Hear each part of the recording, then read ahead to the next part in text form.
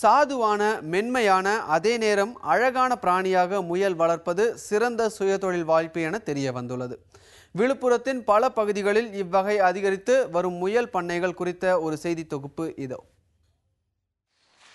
பிடிவாத குணம் கொண்டவரை சித்தரிக்க பயன்படும் தமிழ் பழமொழியில் இடம் பிடித்தாலும் இந்த பிராணியின் குணம் அப்படியானதல்ல என்கிறார்கள் முயல் வளர்ப்பவர்கள். மாறாக மென்மையான சாதுவான முயல் இப்போது வளர்ப்பு பிராணி என்ற அடையாளத்தை தாண்டி வணிக வாய்ப்பளிக்கும் விஷயமாகவும் மாறியுள்ளது. விழுப்புரம் மாவட்டத்தின் கொளத்தூர் பகுதியில் உள்ள நீங்கள் பார்த்து கொண்டுள்ள இந்த முயல் பண்ணையே இதற்கு சாட்சி. முயல் வளர்ப்பு குறைந்த முதலீட்டில் அதிக லாபம் தரும் தொழில் என்கிறார் இந்த பண்ணையின் உரிமையாளர் முரளிதரன். இதில் வர வருமானமும் ரொம்ப அதிகம். இதில் இருக்க ரிஸ்க் ஃபேக்டர்ஸ் ரொம்ப கம்மி. இதில் இப்போ சப்போஸ் ஒரு 100 முயல் வைக்கணும் அப்படின்னாக்கா ஒரு 3 லட்ச ரூபா நம்ம முதல் வைத்தால் நமக்கு ஒரு 3 மாதத்துக்கு அப்புறம் மாதம் ஒரு 20,000 ரூபா குறையில்லாமல் சம்பாதிக்கலாம். முயலுடைய இனப்பெருக்க ரொம்ப அதிகமாக இருக்கும். முயல் சொல்லி பார்த்தீங்கன்னாக்கா ஒரு முயல் 5லேருந்து 10 குட்டி வரைக்கும் ஈனும். அது வெள்ளை ஜெயண்ட், சாம்பல் giant, New Zealand white, Soviet chinchilla இப்படி இன்னும் நீளும் பெயர்கள் எல்லாம் பல்வேறு முயல்களின் வகைகள். காற்றோட்டமுள்ள 1000 சதுர அடி இடம் இருந்தால் அதில் கொட்டகை அமைத்து எளிதாக முயல் பண்ணை அமைக்கலாம் என சொல்கிறார்கள் இங்குள்ள பண்ணையாளர்கள். நேரடியாக சூரிய ஒளி படாமலும் அதிக உஷ்ணம் இல்லாமலும் இருக்க வேண்டும் என்பதுதான் முக்கியம். ஏனெனில் மழை மற்றும் கடும் குளிரையும் கூட தாங்கக்கூடிய முயல்களால் வெப்பத்தை தாங்க முடியாதாம். சிக்கன், மட்டன் மற்றும் மீன் விலை கிடுகிடுவென உயர்ந்துவிட்ட நிலையில் கறியாக மட்டுமின்றி மற்ற பல வகையிலும் முயலின் தேவை அதிகரிப்பதாக கூறுகின்றனர். முயல்கள் குட்டிகளாகவே சேல் பண்ணிடலாம், விற்றுடலாம்.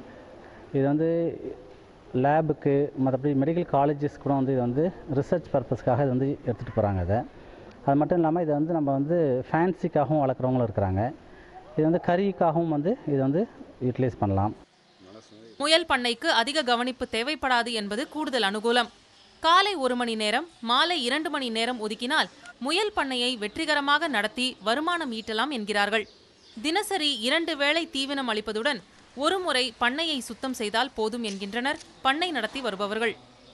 மக்காசோளம், கம்பு, கேழ்வரகு, அரிசி, கடலை புண்ணாக்கு, தாது உப்பு, அகத்திக்கீரை, மரவள்ளி தழை, நிலக்கடலை செடி, அருகம்புல் ஆகியவை முயல்களுக்கு தீவனமாக தரப்படுகின்றன. அதிக லாபம் தரும் முயல் வளர்ப்பில் ஈடுபடுவோருக்கு உதவ அரசு கவனம் செலுத்த வேண்டும் என கோரிக்கையும் வைக்கப்படுகிறது. மக்களுக்கு இந்த முயலுடைய கறியை பற்றியான விஷயங்கள் அவங்களுக்கு எடுத்து செல்லணும். அது மக்களுக்கு கொண்டு செல்லணும். எல்லாரும் இது வரைக்கும் இதை ஒரு பெட் அனிமலாவோ ஒரு செல்லப்பிரியானாக தான் பார்க்குறாங்களோ ஒழிய இது ஒரு உணவுக்காக பயன்படுத்துகிற பொருளாக அது பார்க்கறது கிடையாது. மற்ற அசைவ உணவுகளை விட குறைந்த கொழுப்பு சத்து உள்ள இறைச்சி, அதிக புரோட்டீன் மற்றும் விட்டமின்கள் கொண்டவை என முயல் கறியில் ஆரோக்கியத்திற்கான வழிகள் அதிகம் என்பது பண்ணையாளர்களின் கருத்து.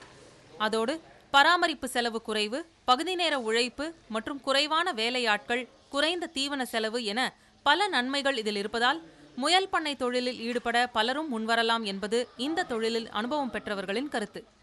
மொத்தத்தில் நான் பிடித்த முயலுக்கு 3 கால் என்ற பிடிவாதத்துடன் இந்த தொழிலில் ஈடுபட முன்வந்தால் அதிக லாபம் ஈட்டுவது சாத்தியம் என்றே தெரிகிறது. புதிய தலைமுறைக்காக விழுப்புரம் ஜோதி நரசிம்மனுடன் செய்தியாளர் பாஸ்கரன் மற்றும் ராஜராஜேஸ்வரி.